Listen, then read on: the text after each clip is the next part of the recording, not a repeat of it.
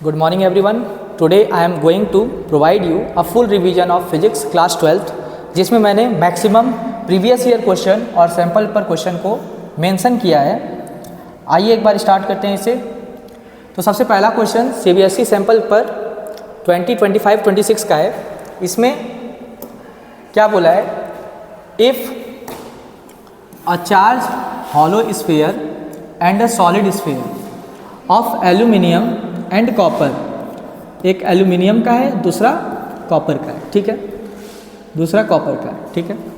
तो कॉपर और एल्यूमिनियम के दो चार्ज स्फीयर हैं जिसकी रेडियाइज क्या है, इक्वल रेडियाई है, आर इन इलेक्ट्रोस्टैटिक इक्विलिब्रियम। सबसे बड़ा क्लू यहीं दे दिया है। पहला क्लू तो ये दिया है कि ये इक्वल रेडियाई के हैं, मतलब दोनों का रेडियस क्या होगा, इक्वल होगा। दूसरा क्लू ये दिया है कि दोनों इलेक्ट्रोस्टैटिक इक्विलिब्रियम में है। तो बोला है कि which of the following statement is true, तो दोनों में से कौन सा स्टेटमेंट ट्रू है। तो सबसे पहले स्टार्ट करते हैं इसमें कौन सा कॉन्सेप्ट लगेगा। दो स्फीयर हैं, एक सॉलिड है दूसरा हॉलो है। हॉलो वाला एल्यूमिनियम का है, सॉलिड वाला कॉपर का है, ठीक है। तो एल्यूमिनियम का है, इस पर चार्ज और इस पर चार्ज, दोनों पर चार्ज ट्रांसफ़र किए गए हैं क्योंकि रेडियस इक्वल है दोनों का। तो हम जानते हैं कि ट्रांसफ़र ऑफ चार्ज या फिर distribution of charge always depend on geometry. सिर्फ और सिर्फ किस पे डिपेंड करते हैं, ज्योमेट्री पे डिपेंड किया करता है, ठीक है। तो डिस्ट्रीब्यूशन ऑफ चार्ज इन दोनों पर इक्वल डिस्ट्रीब्यूशन होगा। इस पर अगर Q चार्ज होगा तो इस पर भी Q चार्ज डिस्ट्रीब्यूट होगा, और दोनों की ज्योमेट्री इक्वल होगी तो दोनों पर चार्जेस भी इक्वल डिस्ट्रीब्यूट होंगे। इसका मतलब इसका ऑप्शन नंबर ए सही है, both the sphere having equal charges.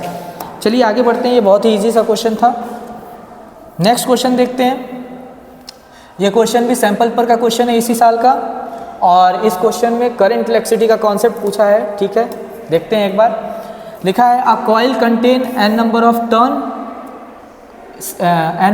Of turn insulated copper wire, ठीक है, ऑफ डायमीटर स्मॉल डी, ठीक है, रजिस्टिविटी रो, ठीक है, बाउंड ऑन अ सिलेंडर।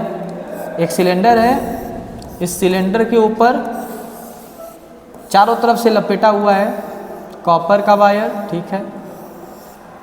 इस वायर का डायमीटर, इस सिलेंडर का डायमीटर कैपिटल डी है, इस वायर का डायमीटर स्मॉल डी है, ठीक है।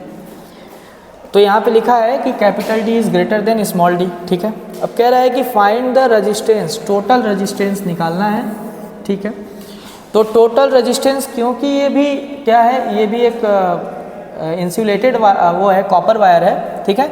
इस वजह से टोटल रेजिस्टेंस का जो फार्मूला होता है वो होता है रो एल बाई ए।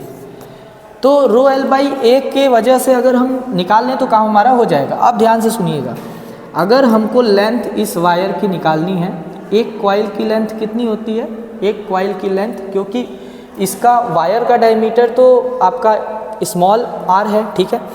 तो वायर में हमें रेजिस्टेंस निकालना है, ठीक है, टोटल रेजिस्टेंस वायर में निकालना है। तो एरिया में जो डायमीटर रखेंगे वो तो वायर का रखेंगे, लेकिन लेंथ में जो डायमीटर रखेंगे वो किसका रखेंगे, वो सिलेंडर का रखेंगे। तो रो लेंथ कितना होगा, तो 2 पाई आर, एक का 2 पाई आर, तो एन नंबर ऑफ कॉइल का n into 2 pi R, n into 2 pi R का मतलब क्या होता है, आर कौन सा लेंगे, आर का मतलब d/2 होता है, कौन सा वाला, कैपिटल d/2, ठीक है। कैपिटल d/2, यहाँ 2 से 2 कट जाएगा, अपॉन में एरिया में क्या लेंगे, एरिया में लेंगे पाई, कौन सा आर, d/4 का, d/2 का स्क्वायर मतलब d²/4। तो यहाँ पाई से पाई कट जाएगा, ठीक है। ये 4 ऊपर आ जाएगा, कितना आ जाएगा, 4 row n capital D upon small d square. Option number A will be correct for this question. Easy question था, ये भी बहुत ज़्यादा हार्ड नहीं था। एक बार फिर आगे बढ़ते हैं नेक्स्ट क्वेश्चन की तरफ।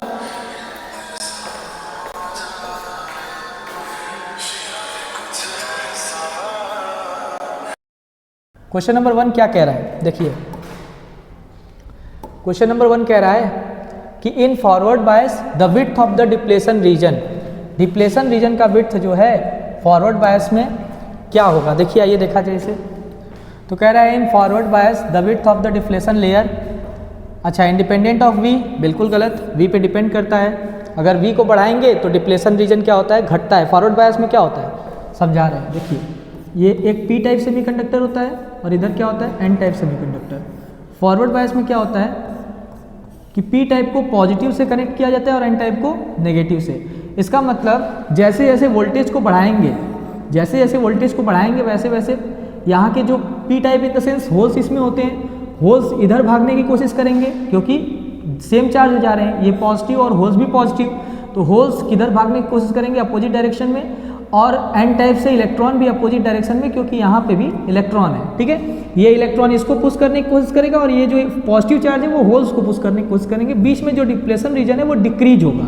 इसका मतलब कि अगर हम फॉरवर्ड बायस में डिप्लेशन रीजन डिक्रीज करेगा विथ इंक्रीजिंग वोल्टेज, ये सही है, ये गलत है। डिपेंडेंट ऑन V तो ठीक है, लेकिन सबसे सही क्या होता है, ये भी सही है, ठीक है, ये भी सही है, लेकिन सबसे ज़्यादा क्या होता है कि डिक्रीज करेगा इंक्रीजिंग द पोटेंशियल। पोटेंशियल अगर हम इंक्रीज करेंगे तो जो पोटेंशियल अगर इंक्रीज करेंगे तो जो डिप्लेशन रीजन है वो क्या होगा, डिक्रीज होगा, ठीक है। आगे बढ़ते हैं। Next, according to Kirchhoff's loop rule, ये तो सभी को पता होगा।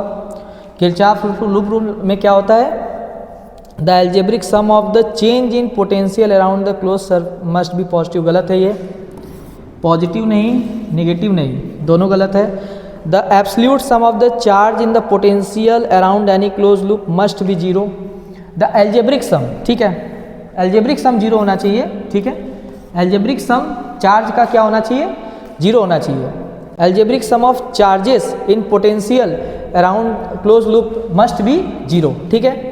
चलिए आगे बढ़ते हैं। नेक्स्ट क्वेश्चन, नेक्स्ट क्वेश्चन क्या बोल रहा है, in an object must be, एक बार इसको चेक कर लेते हैं। देखिए कह रहा है if an object is placed unsymmetrically between two plane mirror inclined at 70 degree then the total number of image formed. अच्छा, अगर सिमेट्रिकली प्लेस्ड होते हैं तो टोटल नंबर ऑफ इमेज का फॉर्मूला जो होता है वो n = 360/θ होता है। तो 360/θ इन द सेंस 360/70 डिग्री होता है। इसका मतलब इससे ये कटेगा तो लगभग 5 पॉइंट समथिंग आएगा। इसका मतलब आंसर विल बी 5, मतलब 5 टोटल नंबर ऑफ इमेज बनेंगे। अगर 70 डिग्री पर दो प्लेन मिरर रखे हुए हैं तो उनके बीच में टोटल नंबर ऑफ इमेज कितने बनेंगे, तो 5 इमेज बनेंगे, ठीक है। इतनी बातें क्लियर हैं। चलिए नेक्स्ट क्वेश्चन पे आगे बढ़ते हैं। क्या बोला है, इसके चारों ऑप्शन देख लेते हैं। कह रहा है major contribution of magnetism in a substance is due to. Magnetism का मेजर कंट्रीब्यूशन किस पर होगा। अब देखिए इसको, यहाँ पर major contribution of magnetism substance is due to. अच्छा, आपने ये पढ़ा होगा कि एटम जो होता है उसके अंदर न्यूक्लियस होता है, उसके चारों तरफ इलेक्ट्रॉन रिवॉल्व करते हैं, ठीक है।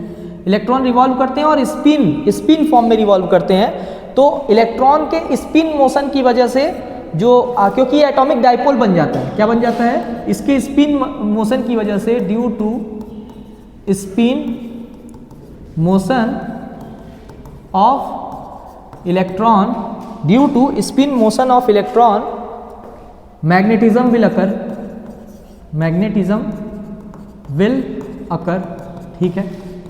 ये भी सही है, ठीक है। तो इसका मतलब equally due to orbital and spin motion, नहीं। ऑर्बिटल मोशन नहीं, स्पिन मोशन सही है। हिडन मैग्नेट ये भी गलत है, ठीक है। चलिए आगे बढ़ते हैं नेक्स्ट क्वेश्चन की तरफ।